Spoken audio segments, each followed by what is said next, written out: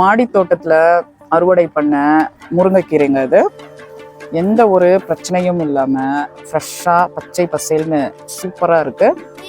மாடி தோட்டத்துல சூப்பரா முருங்கை மரம் வளரும். அது நம்ம வைக்கிற தொட்டியோட அளவு பொறுத்து தான் இருக்கு. எவ்வளோ பெரிய தொட்டியோ அவ்வளோக்கு அவ்வளோ முருங்கைக்கீரை, முருங்கைக்காய், நிறைய கத்திரிக்காய், அப்புறம் வந்துட்டு பீர்க்கங்காய். சென்னை மாடி தோட்டத்துல ஒரு வருடம் முழுவதும் பீர்க்கங்காய் காய்க்கும்.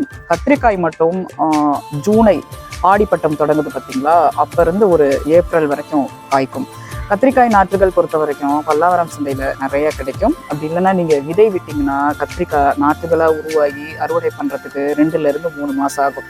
இது நான் மே மாசத்துல விட்ட நாற்றுகள். ஜூலை முதல் வாரத்துல இருந்து கத்திரிக்காய்கள் அறுவடை பண்ணிட்டு இருக்கேன். சிவந்தம்பட்டி கத்திரி, இதோட ஃபுல் வீடியோ சேனல்ல போஸ்ட் பண்ணியிருக்கேன். ஃபர்ஸ்ட் கமெண்ட்ல பின் பண்றேன், அவசியம் ஓப்பன் பண்ணி என்ஜாய் பண்ணி சப்ஸ்கிரைப் பண்ணுங்க.